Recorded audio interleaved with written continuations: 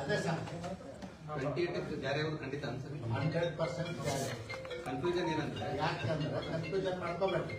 Already ಮಹಿಳಾ ಮೀಸಲಾತಿ ವಿಧೇಯಕ ಪಾರ್ಲಿಮೆಂಟ್ ನಲ್ಲಿ ಪಾಸ್ ಆಗಿಬಿಟ್ಟು ರಾಜ್ಯದೊಳಗೆ ಮತ್ತೆ ನಿಮ್ಮ ಲೀಡರ್ಗಳು ಕನ್ಫ್ಯೂಷನ್ 33 ಆಗ್ತದ ಅಂತ ಕೆಲವೊಂದಷ್ಟು ಜನ ಇಲ್ಲ 28 ಕನ್ಫ್ಯೂಷನ್ ಮಾಡ್ಕೋಬೇಡ್ರಿ. ಬಿಲ್ ಪಾಸ್ ಆಗಿದೆ 28 ಖಂಡಿತ 28ಕ್ಕೆ ಅನುಷ್ಠಾನಕ್ಕೆ ತರುವ ಉದ್ದೇಶದಿಂದ ಬಿಲ್ ಪಾಸ್ ಮಾಡಿ ಇಟ್ಕೊಂಡು ಕೂತಾರೆ. 28ಕ್ಕೆ ಬರ್ತದೆ.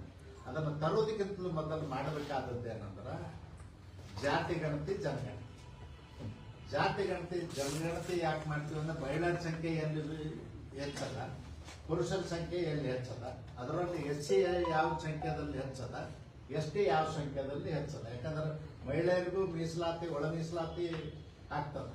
ಮಹಿಳೆಯರ ರಿಸರ್ವೇಶನ್ ನಲ್ಲಿ ಒಳ ಮೀಸಲಾತಿ ಬರ್ತದೆ.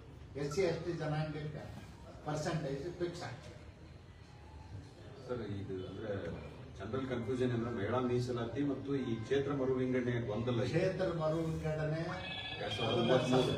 ಕ್ಲಿಯರ್ ಮಾಡ್ಬಿಡ್ತೀನಿ.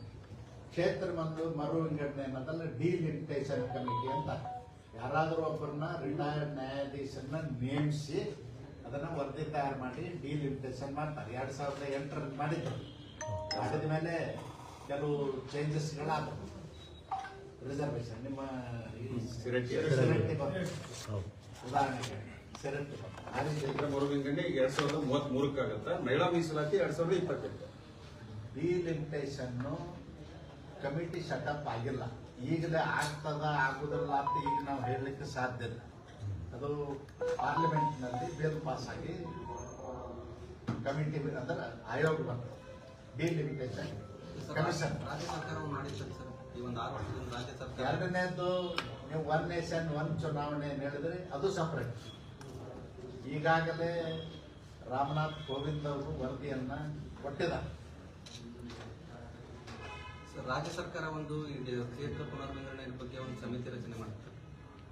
IAS ರಿಟೈರ್ಡ್ ರಾಜ್ಯ ಸರ್ಕಾರದ ಅಧಿಕಾರ ಇರುವುದು ಲೋಕಸಭೆ ಮತ್ತು ವಿಧಾನಸಭೆ ಚುನಾವಣೆಗೆ ಮಾಡಲಿಕ್ಕೆ ಅಧಿಕಾರ ಇಲ್ಲ. ಅದು ಸಂವಿಧಾನಾತ್ಮಕವಾಗಿ ಆಗ್ಬೇಕಾದಂತ ವಿಚಾರ. ರಾಜ್ಯ ಸರ್ಕಾರಕ್ಕಿಂತ ಸ್ಥಳೀಯ ಸಂಸ್ಥೆ ಅವಕ್ಕೆ ಡಿಲಿಮಿಟೇಷನ್ ಅದು ಮಾಡ್ಕೊಳ್ಳಿಕ್ಕೆ ಅವ್ರಿಗೆ.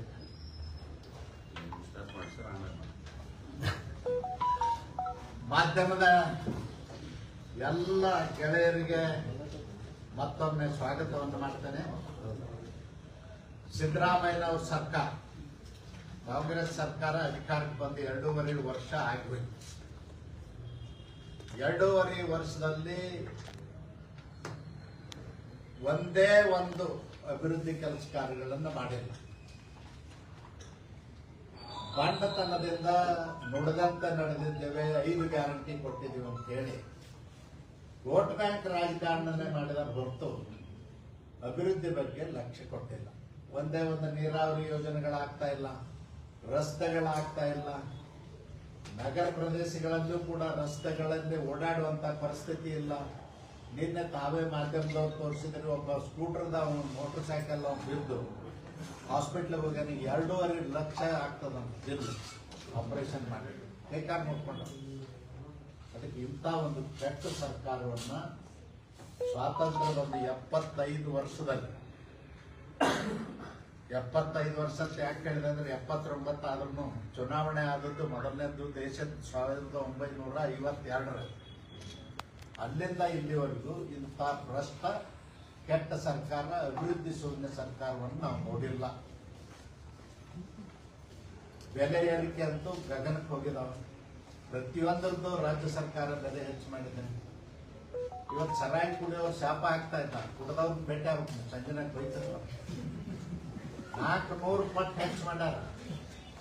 ಟ್ಯಾಕ್ಸ್ 400 ಪಟ್ಟು ಹೆಚ್ಚಾಗಿದೆ. ದೇಶದ ಯಾವುದೇ ರಾಜ್ಯದಲ್ಲಿ ಇಷ್ಟೊಂದು ಸರಾಯಿ ರೇಟ್ ಇಲ್ಲ. ಬಿಡಿ, ನಾ ಕುಡಿಯೋದಿಲ್ಲ, ಅದು ಕುಡಿದವ್ರು ಗೊತ್ತು. ಉಳಿದದ್ದು ಹೌಸ್ ಟ್ಯಾಕ್ಸ್ ಜಾಸ್ತಿ ಮಾಡಿದಾರೆ, ನೀರಿನ ಟ್ಯಾಕ್ಸ್ ಹೆಚ್ಚು ಮಾಡಿದಾರೆ, ವಿದ್ಯುತ್ ದರ ಹೆಚ್ಚು ಮಾಡಿದಾರೆ, ಮತ್ತು ಈ ವ್ಯವಹಾರಗಳು ಸಬ್ ರಿಜಿಸ್ಟರ್ ಆಫೀಸ್ನಲ್ಲಿ ಸ್ಟ್ಯಾಂಪ್ಸ್ ಅಂಡ್ ರಿಜಿಸ್ಟ್ರೇಷನ್ ಡ್ಯೂಟಿ ಹೆಚ್ಚು ಮಾಡಿದ್ದಾರೆ. ಹೀಗಾಗಿ ಜನಸಾಮಾನ್ಯರಿಗೆ ಬದುಕಿನ ಮೇಲೆ ಹೊರೆ ಹೊರಿಸ್ತಕ್ಕಂಥ ಕೆಲಸವನ್ನ ಸಿದ್ದರಾಮಯ್ಯ ಅವರು ಸರ್ಕಾರ ಮಾಡಿದ್ರು. ಅದನ್ನು ಬಿಟ್ಟರೆ ಏನೂ ಮಾಡಲಿಲ್ಲ. ಇನ್ನು SC/ST ಬಗ್ಗೆ ನಾನು SC/ST ಚಾಂಪಿಯನ್, ಹಿಂದುಳಿದ ವರ್ಗದ ನಾಯಕ, ಅಹಿಂದ ನಾಯಕ ಅಂತ ಹೇಳ್ಕೊಳ್ಳುವಂತ ಸಿದ್ದರಾಮಯ್ಯ 2 ವರ್ಷದ ಬಜೆಟ್ನಲ್ಲಿ 38,500 ಕೋಟಿ ಹಣವನ್ನ SCP ಮತ್ತು TSP ಅನುದಾನವನ್ನ ದುರ್ಬಳಕೆ ಮಾಡಿಕೊಂಡಿದ್ದಾರೆ. ಬೇರೆ ಉದ್ದೇಶಗಳಿಗೆ ಬಳಸಿದ, ಬೇರೆ ಉದ್ದೇಶಗಳಿಗೆ ಬಳಸುವಂಗಿಲ್ಲ, ಸಾಮಾನ್ಯ ಯೋಜನೆಗಳಿಗೆ ಅದನ್ನು ಬಳಸುವಂಗಿಲ್ಲ. SC/ST ಅನುದಾನ ಇರ್ತಕ್ಕಂಥದ್ದು ಅವರು ಸಾಮಾಜಿಕವಾಗಿ, ಶೈಕ್ಷಣಿಕವಾಗಿ, ಆರ್ಥಿಕವಾಗಿ, ಸಾಮಾಜಿಕವಾಗಿ ಹಿಂದುಳಿದಂಥವ್ರನ್ನ ಮೇಲೆತ್ತಲಿಕ್ಕೆ ವಿಶಿಷ್ಟವಾದಂಥ ಪ್ರೋಗ್ರಾಮ್ಗಳನ್ನು, ವಿಶೇಷ ಪ್ರೋಗ್ರಾಮ್ಗಳನ್ನು ಮಾಡಬೇಕು. ವಿಶೇಷ ಪ್ರೋಗ್ರಾಮ್ಗಳೇನು? ಬಡವರ ಮಕ್ಕಳಿಗೆ ಶಿಕ್ಷಣ ಆಗಬೇಕು, SC/STದವ್ರ ಮಕ್ಕಳಿಗೆ. ಅವರಿಗೆ ಭೂಮಿ ಇರುವುದಿಲ್ಲ, ಉದ್ಯೋಗ ಮಾಡಲಿಕ್ಕೆ ಉದ್ಯೋಗ ಇರುವುದಿಲ್ಲ, ಅಂಥವ್ರಿಗೆ ಉದ್ಯೋಗ ಮಾಡಲಿಕ್ಕೆ ಸರ್ಕಾರ ಸಬ್ಸಿಡಿ ಕೊಟ್ಟು, ಅನುದಾನ ಕೊಟ್ಟು ಮಾಡ್ತಕ್ಕಂಥದ್ದು ಆಗ್ತದೆ. ಅವರಿಗೆ ಭೂಮಿ ಇರುವುದಿಲ್ಲ. ಕೆಲವು ಕಡೆ ಏನಾಗಿರ್ತದಂದ್ರೆ SC/ST ಕಾಲನಿ ಒಳಗೆ ತೀರ್ಕೊಂಡ್ರೆ ಅಂದ್ರೆ ಸ್ಮಶಾನ ಸುದ್ದ ಇಲ್ಲ. ಒಂದೊಂದು ದಿವಸಗಟ್ಟಲೆ ಇಟ್ಕೊಂಡು ಕುಂದಿರ್ತಾರೆ. ಎಲ್ಲರೂ ನಿಮ್ಮಂತ ಕೊಟ್ಟಲ್ಲಿ ಹೋಗಿ ಹುಗಿಬೇಕು, ಇಲ್ಲ ಅಂದ್ರೆ ಹಳ್ಳದ ದಂಡಿಗೋ, ಹೊಳಿ ದಂಡಿಗೋ, ಕೆರೆ ದಂಡಿಗೋ ಹುಗಿದು ಬರ್ತಾರೆ. ಆ ಜನಾಂಗಕ್ಕೆ ಜಮೀನು ಕೊಡ್ತಕ್ಕಂಥ ಕೆಲಸ ಇವತ್ತಿಗೂ ಆಗಲಿಲ್ಲ.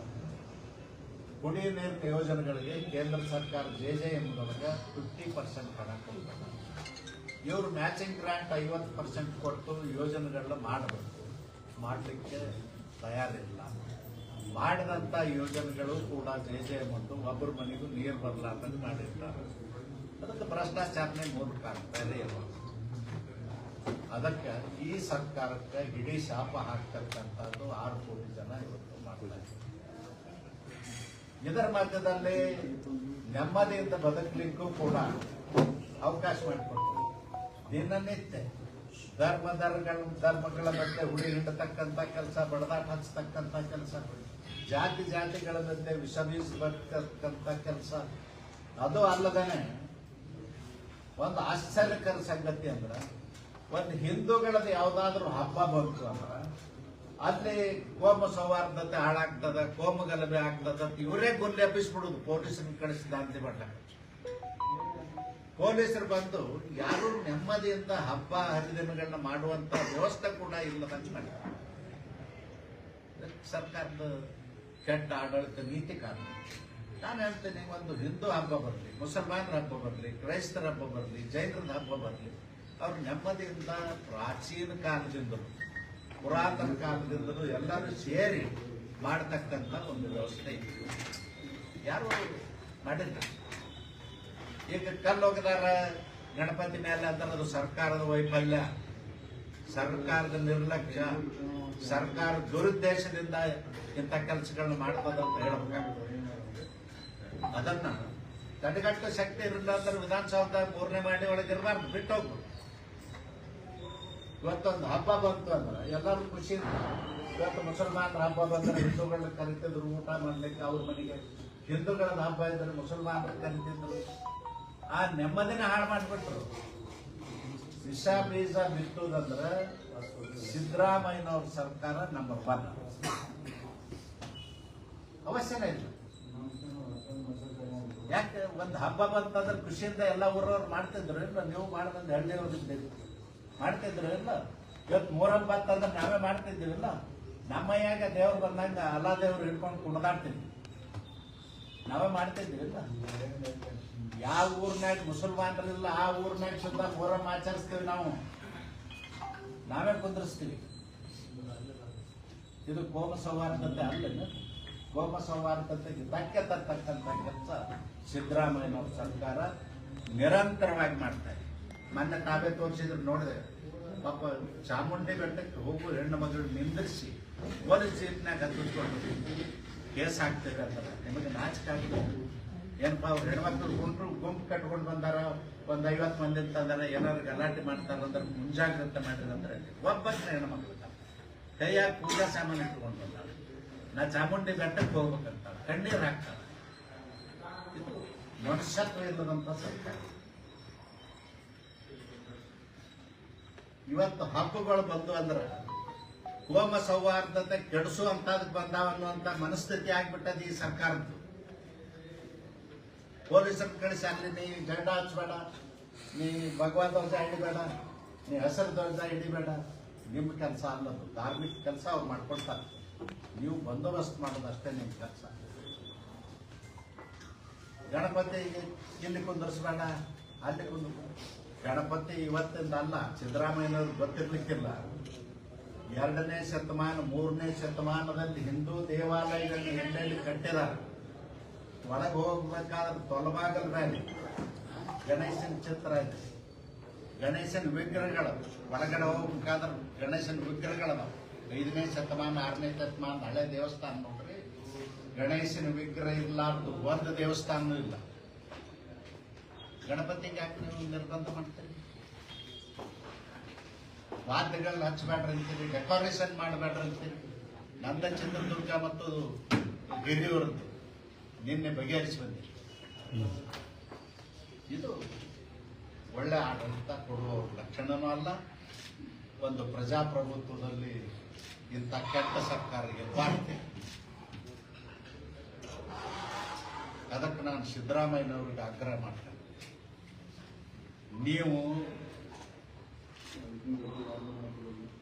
ಈ ದೇಶದ ಸಂವಿಧಾನದ ಆಶಯಕ್ಕೆ ಅನುಗುಣವಾಗಿ ಅಧಿಕಾರ ನಿರ್ವಹಣೆ ಮಾಡ್ತಾ ಇಲ್ಲ.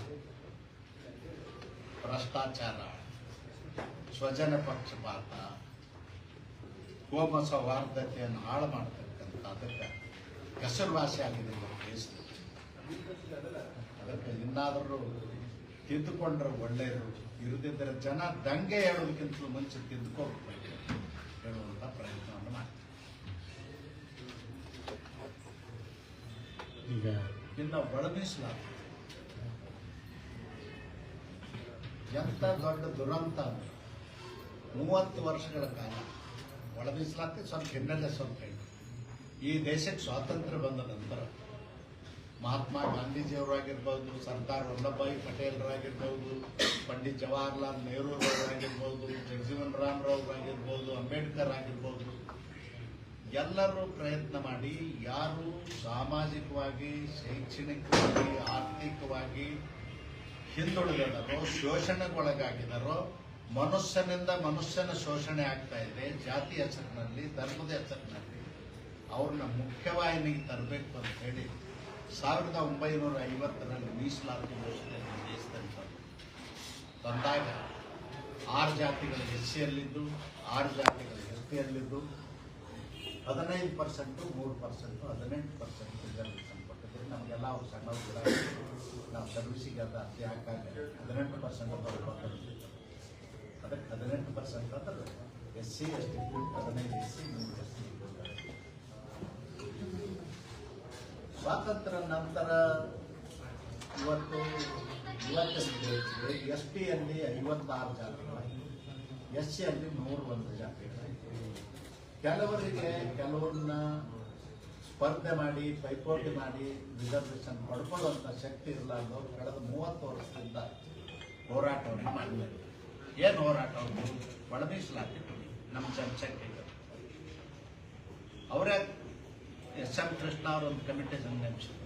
ಮಾದಿಗರು ಮೀಸಲಾತಿ ಹೋರಾಟ ಭಾಳ ಜಬರ್ದಸ್ತ್ ಜೋರ ಆದಮೇಲೆ ಸದಾಶಿವಯ್ಯನವರ ನೇತೃತ್ವದ ನ್ಯಾಯಮೂರ್ತಿ ಸದಾಶಿವ ಕಮಿಟಿ ನೇಮಿಸಿದ್ರು. ಅದಾದ ನಂತರ ನಮ್ಮ ಸರ್ಕಾರ ಬಂದ ಬಸವರಾಜ ಬೊಮ್ಮಾಯಿ ಅವರು ಮೀಸಲಾತಿ ಹೆಚ್ಚಾಗಬೇಕು ಅಂತ ಬಹುದಿನಗಳ ಬೇಡಿಕೆ ಇತ್ತು. SC ST ಜನಸಂಖ್ಯೆಗೆ 15 ಇದ್ದದ್ದು 17 ಮಾಡಿದ್ರು ಬೊಮ್ಮಾಯಿ ಅವರು, 3 ಇದ್ದದ್ದನ್ನು 7 ಮಾಡಿದರು. 24% SC ST ರಿಸರ್ವೇಷನ್ ಮಾಡಿಕೊಟ್ಟಂತ ಕೀರ್ತಿ ಗೌರವ ಬಸವರಾಜ ಬೊಮ್ಮಾಯಿ ಸರ್. ಅದನ್ನು ಮಾಡಿ ಒಳ ಮೀಸಲಾತಿ ಮಾಡಿದ್ವಿ. ಒಳ ಮೀಸಲಾತಿಯನ್ನು ನಾನು ಕಮಿಟಿ ಹೋಗಿದ್ದೆ, ಮಾಧುಸ್ವಾಮಿ ಕಮಿಟಿ ಮಾಡಿ ಕಾನೂನು ಮಾಡಿ 6% ಮಾದಿಗರಿಗೆ, 5.5% ಚಲವಾದೇವರಿಗೆ, 4.5% ಲಂಬಾಣಿ ಗೋವಿಗಳಿಗೆ. ಲಂಬಾಣಿ ಗೋವಿಗಳಿಗೆ 4 ಜಾತಿಗೆ 4.5% ಮಾಡಿ, ಲಂಬಾಣಿ ಗೋವಿ ಕೊರಮಕ್ಕ ಅವರೆಲ್ಲರೂ ಸಂತೃಪ್ತರಾಗಿದ್ದರು. ಇವ್ರು ಬಂದು ಬಸವರಾಜ ಬೊಮ್ಮಾಯಿ ಅವ್ರು ಮಾಡ್ಯಾರ ಮೋದಿಯವ್ರು ಮಾಡ್ಯಾರ ಅಂಥೇಳಿ ಹೆಸರು ಬರಬಾರ್ದು ಅಂತೇಳಿ ಅದನ್ನು ಪೆಂಡಿಂಗ್ ಇಟ್ಟು ಮತ್ತೊಂದು ಕಮಿಟಿ ನೇಮಿಸಿದ್ರು. ನಾಗಮೋಹನ್ ದಾಸ್ ಅವರು. ನಾಗಮೋಹನ್ ದಾಸ್ ಅವರು ಜಡ್ಜ್ ಅವರು ಯಾರ ಮುಖ ನೋಡಿ ಮಾಡೋದು ನ್ಯಾಯ ಅನ್ನೋದು ಅದನ್ನು ಮಾಡಿ 5 ಗ್ರೂಪ್ಗಳನ್ನಾಗಿ ಮಾಡಿದ್ರು. ಮಾದಿಗರಿಗೆ 6%, ಚಲವಾದವ್ರಿಗೆ 5%, 4% Lambani ಬಹುಗಳಿಗೆ, 1% ಅಲೆಮಾರಿಗಳಿಗೆ SC ST, 1% AK AD ಆದಿ ಮಾಡಿ 5 ಗುಂಪು ಮಾಡಿ 17% ಮಾಡಿ. ಸಿದ್ದರಾಮಯ್ಯನವ್ರು ಹೇಳ್ತಾರೆ 17% ಮಾಡೇ ಇಲ್ಲ, ಬೊಮ್ಮಾಯಿ ಸುಳ್ಳು ಹೇಳ್ತಾರ, ಇಡೀ ರಾಜ್ಯ ತುಂಬ ಹಿಡ್ಕೊಂಡು ಹೋಗ್ಯಾರ. ಅಷ್ಟೇ ಅಲ್ಲ, ಹೌಸ್ನಾಗ ಅವ್ರ ಪಾರ್ಟಿಯವರು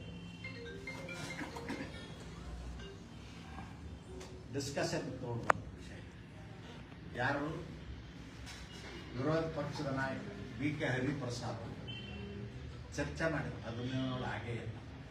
ಇವತ್ತು 17% ಹಂಚಿಕೆ ಮಾಡಿದ್ದಾರೆ ಸಿದ್ದರಾಮಯ್ಯ. ಎಲ್ಲಿಂದ ಬಂತು 17%? ಆಕಾಶದಿಂದ ಇಲ್ಲ. ಬೊಮ್ಮಾಯ ಸರ್ಕಾರ ಮಾಡಿದ್ದೇವೆ. ಅದಕ್ಕೆ ಬರೀ ಮೋಸ, ಸುಳ್ಳು, ವಂಚನೆ, ಓಟ್ ಹಾಕೊಳ್ಳಿಕ್ಕೆ ವೋಟರ್ಗೆ, ಅದರ ಕೆಳವರ್ಗದವ್ರಿಗೆ ಮಿಸ್ಗೈಡ್ ಮಾಡಲಿಕ್ಕೆ ನಂಬರ್ 1 ಕಾಂಗ್ರೆಸ್ ಪಕ್ಷ. ಬೊಮ್ಮಾಯ ಸರ್ಕಾರ ಅವಾಗ ಮಾಡಿದ್ದು 2022ರಲ್ಲಿ ಗೆಜೆಟ್ ಆಯಿತು. ಬರೀ ಬಾಯಿದಿಂದ 17%, 7%, 24% ಗೆಜೆಟ್. ಇದನ್ನು ಇಲ್ಲ ಅಂತ ಹೇಳ್ಕೊಂಡು ಓಡಾಡಿ ಇವತ್ತು ಮಾಡಿ ಮಾಡೋದಾರ ಅದು ಸರಿಯಾಗಿ ಮಾಡಿದಾರ ಇಲ್ಲ. ಗೌರ್ಮೆಂಟ್ ಆರ್ಡರ್ದಲ್ಲಿ ಏನು ಮಾಡಿದಾರಂದ್ರೆ ಕೆಟ್ಟ ಕೆಲಸ. AK AD ಆದಿ ಅಂತ ಅವ್ರನ್ನ ಒಂದೊಂದು ಗುಂಪಿಗಿದ್ದರು, ಒಂದೊಂದು ಜಾತಿಯವರು. AK ಹೆಚ್ಚಿನ ಪ್ರಮಾಣದಲ್ಲಿ ಚಲವಾದವರು ಇದ್ದಾರೆ, AD ಹೆಚ್ಚಿನ ಪ್ರಮಾಣದಲ್ಲಿ ಮಾದಿಗರಿದ್ದಾರೆ, ಆದಿ ಆಂಧ್ರ ಮಾದಿಗರಿದ್ದಾರೆ. ಆಂಧ್ರ ಪ್ರದೇಶದಿಂದ ಇಲ್ಲಿ ಪೌರ ಕಾರ್ಮಿಕ ಕೆಲಸಕ್ಕೆ 100 ವರ್ಷದಿಂದ ಬಂದವರು. ಆ ಗುಂಪಿನಲ್ಲಿ ಇದ್ರು. ಇವರು ತೆಗೆದು ಯಾವ ಬೇಕಾದ್ರಲ್ಲಿ ಸರ್ಟಿಫಿಕೇಟ್ ತಗೋಬೋದು ಅಂತ. AK AD ಆದಿ ಆಂಧ್ರ ಚಲವಾದಿ ಗುಂಪಿನಲ್ಲಿ ತಗೋಬಹುದು, ಮಾದರ ಗುಂಪಿನಲ್ಲಿ ತಗೋಬಹುದು, ಎಲ್ಲಿ ಬೇಕಾದ್ರೆ ತಗೋಬಹುದು. ಅಂದ್ರೆ ಮೊದಲ ಮುಂದುವರ್ಸ್ಬೇಕಂತ ಆಯ್ತು. ಅವ್ರು ಯಾವಾಗಲೂ ಕುಸ್ತಿ ಹಿಡಿದು ನನ್ಗಿಂತ ವೀಕ್ ಇದ್ದವ್ರು ನೋಡಿ ಕುಸ್ತಿ ಹಿಡಿಲಿಕ್ಕೆ ಪ್ರಯತ್ನ ಮಾಡ್ತಾರೆ. ಅವರು ಚಲವಾದವ್ರ ಹತ್ರ ಹೋಗೋದಲ್ಲ, ಮಾದರ ಹತ್ರ ಹೋಗ್ತಾರೆ. ಯಾಕಂದ್ರೆ ಮಾದರ ಶಕ್ತಿ ಇರೋದು, ಬಡತನ ಶಕ್ತಿ ಇರೋದು. ಇವ್ರು ಯಾರು ಪೈಪೋಟಿ ಮಾಡುವಂತ ಶಕ್ತಿ ಇಲ್ಲೇ ಬರ್ತಾರೆ. 35 ಲಕ್ಷ ಇದು ಸರ್ಟಿಫಿಕೇಟ್ ಅದ AD ಆದಿ ಅವರೆಲ್ಲರೂ ಇಲ್ಲೇ ಬಂದು ಹೋಗ್ತಾರೆ. ಅದಕ್ಕೆ ಮಹಾ ಮೋಸಗಾರ ಸಿದ್ದರಾಮಯ್ಯ. ಅದಕ್ಕೆ ನಾವು ಮೊನ್ನೆ ಹೋಗಿ ಹೇಳಿದ್ವಿ, ನೀವು AK AD ಆದಿ ಅವ್ರು ಯಾವ 3 ಜಾತಿ ಅವ್ರದಾರ ಅಲ್ಲಿ ಸೇರಿಸ್ಬಿಡಿ. ಇಲ್ಲ, ಅವ್ರು ಎಲ್ಲಿ ಬೇಕಾದಂತ ತಗೋಬೇಕು, ಎಲ್ಲಿ ಬೇಕಾದಂತ ತೋರ್ರಿ ಅಂದ್ರೆ ಮತ್ತೆ ಈಗ ಒಂದು ಮುಂದುವರಿ. ಅದಕ್ಕಾಗಿ ನಾವು ಒಪ್ಪುದಿಲ್ಲ ಅಂತ ಹೇಳಿದ್ವಿ. ಮತ್ತು ನಾವು ಯಾವುದೇ ಜಾತಿ ಇರೋದಿಲ್ಲ. ಯಾರಿಗೆ ಕಡಿಮೆ ಕೊಟ್ಟರು ಹೆಚ್ಚು ಕೊಟ್ಟರೆ ಅದನ್ನು ನಾವು ಕ್ವಶನ್ ಮಾಡ್ತೀವಿ. ಸರ್ಕಾರ ಮಾಡಿದೆ. ಈಗ ನಾಗಮೋಹನ್ ದಾಸ್ ವರದಿಯಲ್ಲಿ ಕೂಡ ಈ ಥರ ಇದೆನಾ ಸರ್, ಎಲ್ಲನೂ ತಗೋಬೇಕಂತ ಹೇಳಿ? ನಾಗಮೋಹನ್ ದಾಸ್ ವರದಿ ಪ್ರಕಾರ ಮಾಡಿದ್ರೆ ವೈಜ್ಞಾನಿಕವಾಗಿ, ಮಾಧುಸ್ವಾಮಿ ವರದಿ ಪ್ರಕಾರ ಮಾಡಿದ್ರೆ ಅದು ವೈಜ್ಞಾನಿಕ. ನಂಬರ್ 1 ಈಗಿನ 2 ರಿಪೋರ್ಟ್ಗಳಲ್ಲಿ ನಂಬರ್ 1 ವೈಜ್ಞಾನಿಕವಾಗಿರೋದು ನಾಗಮೋಹನ್ ದಾಸ್, 2ನೇ ವೈಜ್ಞಾನಿಕವಾಗಿರೋದು ಮಾಧುಸ್ವಾಮಿ. ಇಲ್ಲ ಅಂದ್ರೆ ಸುಪ್ರೀಂ ಕೋರ್ಟ್ ಆದೇಶ 1 ಆಗಸ್ಟ್ 2024 ಸುಪ್ರೀಂ ಕೋರ್ಟ್ ಆದೇಶ, ಅದನ್ನಾದ್ರೂ ಜಾರಿಗೆ ತಗೊಂಡ್ರಿ. ಅದರ ಆಸೆಗಳು ಎಲ್ಲ ಬಿಟ್ಟು ಇಡೀ ರಾತ್ರಿ ಪರಮೇಶ್ವರ್ ಅವ್ರ ಮನ್ಯಾಗ ಮೀಟಿಂಗ್ ಮಾಡಿ ಮುನಿಯಪ್ಪ, ಪರಮೇಶ್ವರ್ ಅವರು, ಮಹದೇವಪ್ಪನವರು, ಶಿವರಾಜ್ ತಂಗಡಿಗೆ ಅವರು ಕೂಡಿ ತಿಪ್ಪಿ ಸಾರಿಸೋ ಕೆಲಸ ಮಾಡಿದ್ದಾರೆ. 5 ಗುಂಪಿದ್ದದ್ದು 3 ಗುಂಪು ಮಾಡಿದಾರೆ. ಆ ಭಿಕ್ಷಾ ಬೇಡ್ಕೊಂಡು ತಿರುಗಾಡು ಆದಿವಾಸಿಗಳದ ನಿಮಗೂ ಇದು ಅಲೆಮಾರಿ ನಿಮಗೂ ಗೊತ್ತದ. ಅವ್ರು ಯಾರನ್ನಾರು ಪೈಪೋಟಿ ಮಾಡಕ್ ಸಾಧ್ಯ, ನನ್ನ ಜೋಡಿ ಅವ್ರು ಪೈಪೋಟಿ ಮಾಡಕ್ ಸಾಧ್ಯ. ಅವ್ರನ್ನೆಲ್ಲ ಹೊರಗೆ ಬಲಾಟ್ರಿ ಗುಂಪಿಗೆ ಸೇರಿಸಿದ್ರೆ ಅವ್ರು ಏನ್ ಮಾಡ್ತಾರೆ? ಯಾವ ಜನಾಂಗಕ್ಕೂ ತೃಪ್ತಿ ಆಗದಂತ ಒಂದು ಒಳ ಮೀಸಲಾತಿ ಆದೇಶ, ಇದನ್ನು ನಾವು ಒಪ್ಪಲಿಕ್ಕೆ ಸಾಧ್ಯ ಇಲ್ಲ. ನೀವು ಮಾಡಿ, ಸುಪ್ರೀಂ ಕೋರ್ಟ್ ಆದೇಶ ಪ್ರಕಾರ ಆದರೂ ಮಾಡಿ, ನಾಗಮೋಹನ್ ದಾಸ್ ವರದಿ ಪ್ರಕಾರ ಆದರೂ ಮಾಡಿ, ಮಾಧುಸ್ವಾಮಿ ವರದಿ ಪ್ರಕಾರ ಆದರೂ ಮಾಡಿ. ನೀವು ರಾಜಕೀಯ ತಯಾರಿ ಹಚ್ಚುವಂತ ಕೆಲಸ ಅವ್ರು ಹೇಳಿದ್ರು H K Patil press meet ಮಾಡಿದ್ರು. ಏನ್ ಹೇಳಿದ್ರು ಅಂದ್ರೆ ಆದೇವಪ್ಪ, ಶಿವರಾಜ್ ತಂಗಡಿಗೆ ಮತ್ತು ಡಾಕ್ಟರ್ ಪರಮೇಶ್ವರ್ ಸಂತೃಪ್ತ ಆಗ್ಯಾರ. ಅವ್ರನ್ನ ಸಂತೃಪ್ತಿ ಮಾಡೋ ಸಲ ಕೇಳಿಲ್ಲ ನಾವು. ಒಳ ಮೀಸಲಾತಿ ಬಡವ್ರ ಮಕ್ಕಳು ಗುಡಿಸಲ್ದಾಗದಾರಲ್ಲ ಅವ್ರ ಸಲ ಕೇಳಿ, ಬಡವ್ರ ಮಕ್ಕಳು ಹೊಲಿಗೆರೆ ಒಳಗದಾರಲ್ಲ ಅವ್ರ ಸಲ ಕೇಳಿ, ಬಡವ್ರ ಮಕ್ಕಳು ಸ್ಲಮ್ದಾಗದಾರಲ್ಲ ಅವ್ರ ಸಲ ಕೇಳಿ. ಅದಕ್ಕೆ ಅದನ್ನು ಸರಿಪಡಿಸ್ಕೊಂಡ್ರೆ ಸರಿ ಹೋಯ್ತು. ಇಲ್ಲ ಅಂದ್ರೆ ನಾವು ಹೋರಾಟವನ್ನು ಮುಂದುವರಿಸ್ತೀವಿ. ಮತ್ತು ಈಗಾಗಲೇ ಏನು ಅಲೆಮಾರಿಗಳಿಗೆ ಅನ್ಯಾಯ ಆಗಿದೆ, 1% ಮೊದಲಿನಿಂದನೂ ಇತ್ತು. ಅವ್ರಿಗೆ ಏನು ಅನ್ಯಾಯ ಮಾಡ್ಯಾರ 3 ವರ್ಗಗಳು, ಅದರ ವಿರುದ್ಧ ನಾವು ಹೋರಾಟವನ್ನು ಮಾಡ್ತೀವಿ, ಅವ್ರಿಗೆ ಬೆಂಬಲಿಸ್ತೀವಿ. ಸರ್ ಏನು ಕಾನೂನು ಹೋರಾಟ ಏನಾದ್ರು ಮಾಡ್ತೀವಿ ಸರ್? ಈವರೆಗೆ ಕಾನೂನು ಹೋರಾಟ ಇಲ್ಲ, ಸರ್ಕಾರ ಬಗ್ಗಿಸ್ಲಿಕ್ಕೆ ಏನು ಹೋರಾಟ ಮಾಡಬೇಕು ಅದನ್ನು ಮಾಡಿ. ಸರ್ಕಾರ ಬಗ್ಗಿಸೋ ಕೆಲಸ ಹಾಗಂತ ಒಳ ಮೀಸಲಾತಿ ಒಳ ಮೀಸಲಾತಿ ಈ ರೀತಿ ಮಾಡಿದ್ರೆ ಒಪ್ಪಿಕೊಳ್ಳಿ. ಅದು ಅವೈಜ್ಞಾನಿಕ ಅಂತ ನೀವು ಹೇಳ್ತೀವಿ. ಈ ಹೋರಾಟ ಮಾಡಿದ್ರೆ ಅದು ತಾರ್ಕಿಕ ಹೋರಾಟ ಮಾಡಿದ್ರೆ ತಿದ್ದುಪಡಿ ಮಾಡ್ಲಿಕ್ಕೆ ಹೋರಾಟ ಮಾಡ್ತೀವಿ. ಕಾನೂನು ಮೂಲಕ ಏನಾದ್ರು ನೀವು ಪಿಟಿಷನ್ ಕಾನೂನು ಅದು ನೋಡ್ರಿ. ಈಗ ಆ ಪ್ರಸಂಗ ಬಂದಿಲ್ಲ, ಇನ್ನೂ ಸರ್ಕಾರದ ಕೋರ್ಟಲ್ಲೇ ತಗೊಂಡು ಸರ್ಕಾರಕ್ಕೆ ತಿದ್ದುಪಡಿ ಮಾಡ್ಲಿಕ್ಕೆ ಅವಕಾಶ ಇದೆ.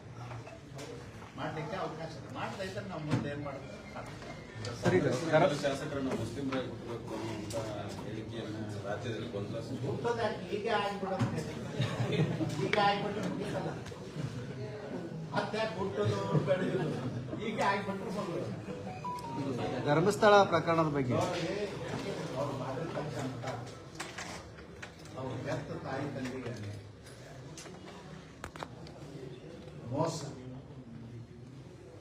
ಅವ್ರ ಹೆತ್ತ ತಾಯಿ ತಂದೆಗೆ ಅಪಮಾನ, ಸರಿ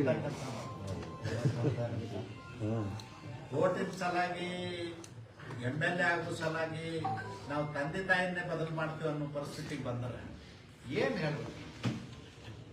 ಆ ಮಟ್ಟಕ್ಕೆ ಬಂದ್ಬಿಟ್ಟಿದಾರಂತ ಕಾಂಗ್ರೆಸ್. ಅಸಹ್ಯ ಹೇಳ್ಬೇಕು. ಯಾರು ಗೌರವದಿಂದ ಹೇಳ್ಬೇಕು.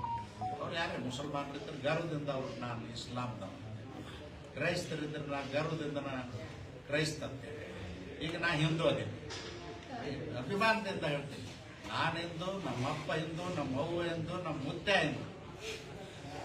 ನಾವು ಅಭಿಮಾನದಿಂದ ಹೇಳ್ತೀನಿ. ಅದರ ಕೆಲಸ ಸರ್, ನೀವು ಸಚಿವ ಸಂಪುಟವನ್ನು ಮತ್ತೆ ಅಲ್ಪಸಂಖ್ಯಾತರ ಕಾಲಮಿಗೆ 398 ಕೋಟಿ ರೂಪಾಯಿ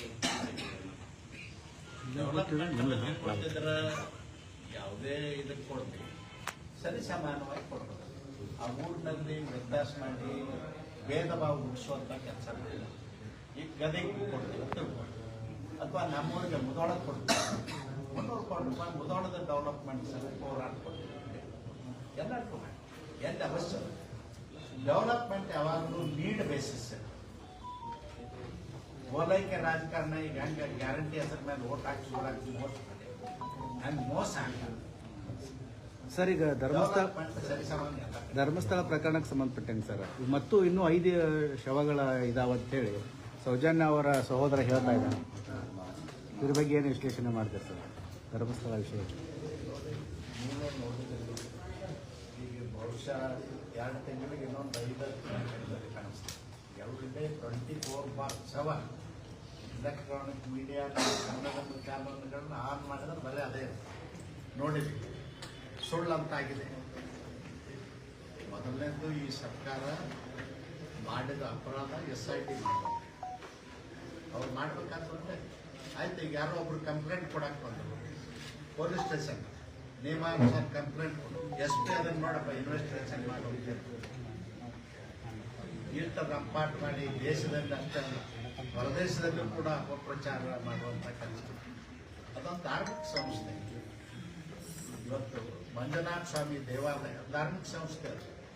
ನೀವು ಅಲ್ಲೇ ಅಪಪ್ರಚಾರ ಮಾಡುವಂಥ ಕೆಲಸ ಮಾಡಿದ್ರೆ ಒಳ್ಳೆಯದಲ್ಲ. ನಮ್ಮ ಧರ್ಮ ಸಂಸ್ಕೃತಿ ಮೇಲೆ ದಬ್ಬಾಳಿಕೆ ಆಗ್ತದೆ, ದೌರ್ಜನ್ಯ ಆಗ್ಬಾರ್ದು.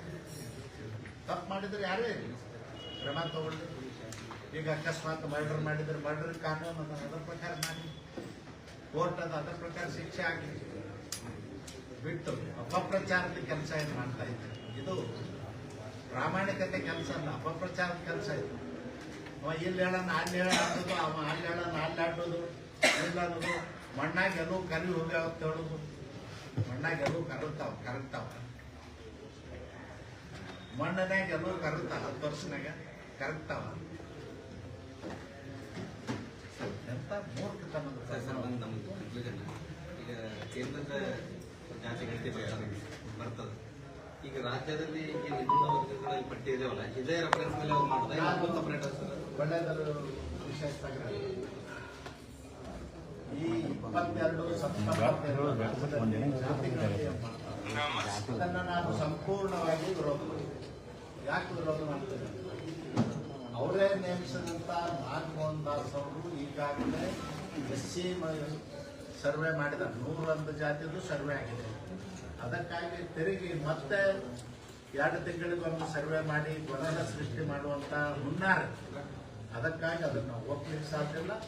ಯಾವ ಕಾರಣಕ್ಕೂ SC ಜನಾಂಗದ ಜಾತಿ ಗಣತಿ ಆಗಬಾರ್ದು. ಈಗಾಗಲೇ ನಾಗಮೋಹನ್ ದಾಸ್ ಅವರು ವೈಜ್ಞಾನಿಕ ಮಾಡಿದಾರ, 150 ಕೋಟಿ ರೂಪಾಯಿ ಖರ್ಚು ಮಾಡಿದಾರ, ಶ್ರಮ ಹಾಕಿ ಮಾಡಿದಾರ. ಅವರೊಬ್ಬರು ನ್ಯಾಯಾಧೀಶರು ನೀಟಾಗಿ ಮಾಡಿದ್ದಾರೆ. ಅದನ್ನೇ ಒಪ್ಪಿಕೊಂಡು ಹೊತ್ತು ಮತ್ತೊಮ್ಮೆ ಹೆಚ್ಚಿಗೆ ಮಾಡಬಹುದು.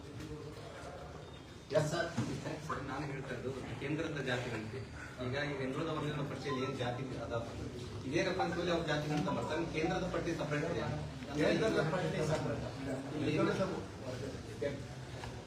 ನಮ್ಮದು ರಾಜ್ಯದಲ್ಲಿ ಹಿಂದುಳಿದ ಪಟ್ಟಿ ಬೇರೆ. ಕೇಂದ್ರ ಸರ್ಕಾರ ಕೇಂದ್ರ ಸರ್ಕಾರದ್ದು ಇರ್ತಕ್ಕಂಥ ಹಿಂದುಳಿದ ಪಟ್ಟಿ ಮತ್ತು ಹಿಂದುಳಿದ ವರ್ಗದ ಆಯೋಗಕ್ಕೆ ಸಂವಿಧಾನಿಕವಾದಂಥ ಸಪೋರ್ಟ್ ಅದು. ಸಂವಿಧಾನಿಕ ಆದಂಥ ಸಪೋರ್ಟ್. ಮೋದಿಯವರು ಅದಕ್ಕೆ ಸಂವಿಧಾನಿಕ ಸಪೋರ್ಟ್ ಇರಲಿಲ್ಲ. ಕಳೆದ ಅಧಿವೇಶನದಲ್ಲಿ ಅದನ್ನು ಸಂವಿಧಾನಕ್ಕೆ ತಿದ್ದುಪಡಿನೇ ಮಾಡಿದ್ದಾರೆ. ಅದಕ್ಕೆ ಅದು ಸಪರೇಟ್ ಆಗಿ ಇವ್ರು ಮಾಡಿದ್ದು ಸಪರೇಟ್. ಇವ್ರದ್ದು ಗೊಂದಲ ಮಾಡೋದು ಬೇರೆ. ಮಾಹಿತಿಯಲ್ಲಿ ಈಗ ಲಿಂಗಾಯತರಲ್ಲಿ ಬೇರೆ ಬೇರೆ ಒಂದು ಹತ್ತಾರು ಜಾತಿಯನ್ನು ಸೇರಿಸ್ಬಿಟ್ಟಿದ್ದಾರೆ. ಪಂಚಮಸಾಲಿ ಲಿಂಗಾಯತ ಪಂಚಮಸಾಲಿ ಅದು Brahmin Christian, Veerashaiva Christian, Lingayat Christian, Madhava Christian, Lamani Christian ಇದನ್ನು ಯಾವ ಆದೇಶ ಮಾಡಿದಾರ ಮೂರ್ಖರಿಗೆ ಹೇಳೋದು ಏನಂತ ಆ ಥರ ಇರುವುದಿಲ್ಲ ಜಾತಿ.